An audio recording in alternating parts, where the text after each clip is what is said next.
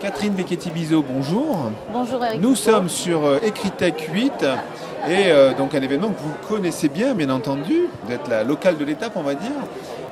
Et donc vous avez travaillé cette année sur le thème en conférence.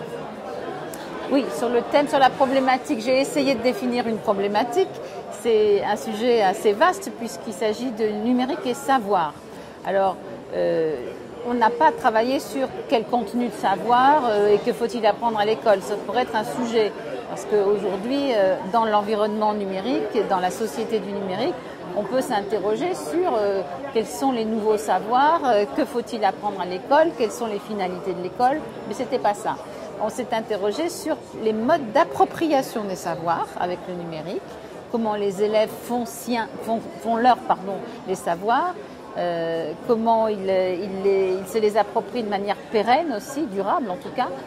Le deuxième sujet qui est abordé dans ce colloque, c'est de savoir comment les enseignants eux-mêmes sont amenés avec le numérique à scénariser autrement les savoirs, à les médiatiser aussi autrement, et donc s'interroger sur le rôle de l'enseignant, l'évolution de sa mission, la manière dont il peut accompagner ces nouvelles manières d'apprendre, et aussi dont il peut se mettre dans une posture nouvelle pour être non plus celui qui transmet de manière verticale des contenus de savoir, mais plutôt celui qui fait émerger les savoirs, qui crée l'environnement favorable à l'émergence de ces savoirs, à la construction de ces savoirs par les élèves. C'est une posture tout à fait différente, qui nous a d'ailleurs amené à choisir pour la conférence inaugurale une conférence inversée de Marcel Lebrun, qui lui-même est un spécialiste des classes inversées. Je dis les classes inversées, parce qu'il y a différentes manières et une typologie des différentes manières de pratiquer la classe inversée qu'il a véritablement explicité ce matin. Et il a pris le temps de répondre pendant 1h30 à toutes sortes de questions que les participants avaient préparées en prenant connaissance de son travail, de sa conception de la classe inversée, des nouvelles manières d'apprendre et des nouvelles manières d'enseigner dans ce cadre-là. Le dernier sujet, mais qui est toujours autour des savoirs, c'est de voir comment, avec le numérique, on peut co-construire ces savoirs. C'est-à-dire, on peut, de la petite enfance jusqu'à l'âge adulte, la formation professionnelle, jouer du collectif et de l'intelligence collective pour que ces savoirs se construisent entre pairs de manière plus horizontale, en réseau, se nourrissent mutuellement. Voilà. Et demain, on va avoir donc aussi, par exemple, la présentation des aventuriers avec Enchant de Sourds, qui, vous le savez, fait partie du CRI, et qui va sans doute évoquer aussi le fait que les élèves, même tout petits, même à l'école primaire, voire à la maternelle, peuvent commencer à avoir une démarche de recherche, de réflexivité sur comment ils apprennent, comment ils peuvent eux-mêmes contribuer à la production des savoirs, quel rôle ils peuvent avoir avec leurs compétences, leurs profils, leurs talents chacun, comment ils sont de petits chercheurs aussi, comme dit François Tadei. Voilà, donc ces trois thèmes, je répète, donc ces trois thèmes, s'approprier, scénariser et médiatiser et co-construire, sont le fil directeur de ces journées, et c'est autour de ça que nous avons ce matin construit et présenté ensemble la problématique. Votre sentiment sur cet impact-là, est-ce qu'on en est au début, au milieu ou à la fin? Parce qu'en fait, on voit que le numérique provoque beaucoup de choses dans le métier d'enseignant.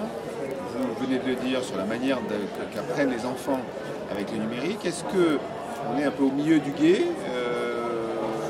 La recherche s'empare de nouvelles pratiques. On en est où là? Alors, ce que nous dit la recherche, c'est une chose. Ce qui se passe en pratique dans les classes, c'est autre chose. Ce que nous dit la recherche, c'est que le numérique pourrait permettre de mettre en œuvre un certain nombre de constats que les sciences cognitives, par exemple, ont fait. Il y a toutes sortes de choses qu'on sait déjà depuis longtemps. C'est ce que nous a dit, par exemple, André Tricot. On n'a pas beaucoup appris depuis 25 ans. On sait déjà comment se font les processus d'apprentissage. Ce qui ne s'est pas fait encore, c'est le lien entre ce qu'on sait sur les processus d'apprentissage et le fonctionnement du cerveau en particulier, et ce qu'on peut faire avec le numérique, c'est-à-dire qu'est-ce que le numérique permet d'accentuer ou de faciliter dans ce sens-là, pour mieux apprendre. Donc ce lien-là, effectivement, des colloques comme celui-là, des publications, des échanges permettent peut-être non seulement de le créer, mais de le consolider et à un plus grand nombre d'enseignants de le connaître. Là, on est vraiment au balbutiement. Après, qu'est-ce qui se passe en pratique dans les classes? Dans les classes, il y a beaucoup d'enseignants qui, depuis quelques années, maintenant que le numérique quand même est rentré dans les classes, pas toutes, mais beaucoup, sinon dans les classes, au moins chez les enseignants qui préparent leurs cours avec du numérique. Donc, on peut dire que les choses avancent et qu'il y a une intuition des enseignants de certaines réalités du fonctionnement cognitif des apprentissages qui existent déjà. On est vraiment plus qu'au milieu du gué. Je crois qu'on a de plus en plus conscience de la manière dont on apprend et de ce que l'enseignant peut réellement apporter dans ce nouvel environnement. Ce qui manque, c'est peut-être ce temps de la réflexivité, c'est-à-dire que l'enseignant, au-delà de sa pratique au quotidien et de ses intuitions au quotidien, puisse prendre le temps de formaliser, de mettre en forme aussi son expérience, chaque enseignant puisse mettre en forme son expérience pour la transmettre à d'autres. Pas pour que l'autre refasse exactement la même chose, mais pour qu'ensemble on arrive à avancer vers une manière d'apprendre un peu plus efficace finalement et tenant compte et intégrant la réalité des pratiques des élèves aujourd'hui, pratiques sociales, pratiques d'apprentissage, pratiques aussi de loisirs. Comment tout cela peut converger pour faire que l'élève adopte en classe des comportements, des postures qui vont être mises au service de ses apprentissages. Là, on est peut-être au milieu du gué encore. Il y a encore du travail à faire. Et ce travail, c'est aussi un travail de lien, de partage, de mutualisation.